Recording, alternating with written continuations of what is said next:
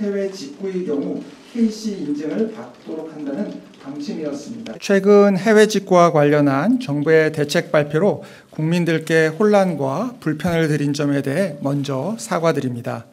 이번 정부 대책은 해외 직구의 급증에 따라 제기된 안전 등의 문제를 해결하기 위해 준비했습니다. 지난 2월부터 어린이용 학용품, 장신구 등에서 기준치 초과 유해물질 검출, 해외 리콜 제품의 국내 유통 등 언론 보도로 문제 제기가 많았고 정부 대책을 촉구하는 목소리도 높았습니다. 이에 총리실에서는 14개 부처가 참여하는 TF를 구성해 소비자의 안전을 지키는 대책을 마련하였습니다. 지난 5월 16일 발표된 대책 중 특히 소비자의 문제 제기가 많았던 것은 80개 제품군의 어린이 제품, 전기 생활용품에 대한 해외 직구의 경우 KC 인증을 받도록 한다는 방침이었습니다. 이와 관련 정부의 정책 대응에 크게 두 가지 부족한 점이 있었습니다. KC 인증을 받아야만 해외 직구가 가능하도록 하는 방침이 국민 안전을 위한 것이라 하더라도 소비자의 선택권을 과도하게 제한하고 저렴한 제품을 구매하기 위해 애쓰시는 국민에게 불편을 초래한다는 점을 충분히 고려하지 못한 부분입니다. 이에 대해 송구합니다.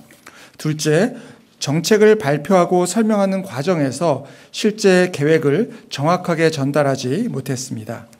KC 인증을 도입한다 하더라도 법 개정을 위한 여론 수렴 등 관련 절차가 필요하고 법 개정 전에는 위해성이 확인된 경우에만 차단한다는 방침을 충분히 설명하지 못해 6월부터 80개 품목의 해외 직구가 금지된다고 알려져 혼선을 초래한 점 역시 죄송합니다. 정책 발표 이후 대통령실은 여론을 경청하고 먼저 총리실로 하여금 정확한 내용 설명을 추가하게 하였으며 국민 불편이 없도록 필요한 조치를 하라는 대통령의 지시에 따라 관계부처는 해외 직구 KC 인증 도입 방침은 전면 재검토하고 KC 인증과 같은 방법으로 제한하지 않고 소비자의 선택권과 안정성을 보다 균형 있게 고려할 수 있는 방안을 심도 있게 마련해 나가도록 하였습니다. 또한 대통령께서는 이와 같은 일이 재발하지 않도록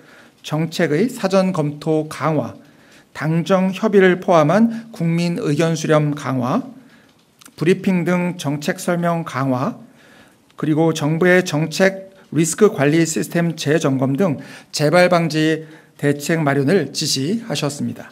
이번 일을 계기로 삼아 정부의 정책 신뢰성을 높일 수 있도록 최선을 다하겠습니다. 국민 여러분께 혼란과 불편을 드린 점 다시 한번 사과의 말씀을 드립니다.